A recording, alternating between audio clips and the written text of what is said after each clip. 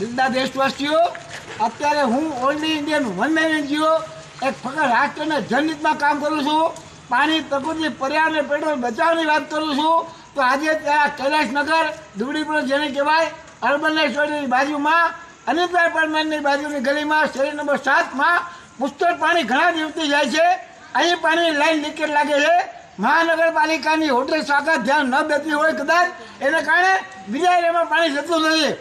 તો આ પાણીનો પુષ્કળ રસપાટ થાય છે. હજારો લીટર પાણી આપ જોઈ રહ્યા છો નીચે રહ્યું છે.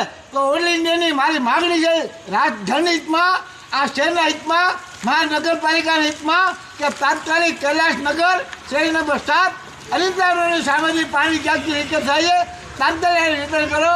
વેટરનો શાખા કમિશનરશ્રીને ખાસ વિનંતી છે કે આ પાણી તાત્કાલિક બંધ કરાવો. આ લાઈન પુષ્કળ પાણી રસપાટ થાય છે. પાણી એ પ્રભુનો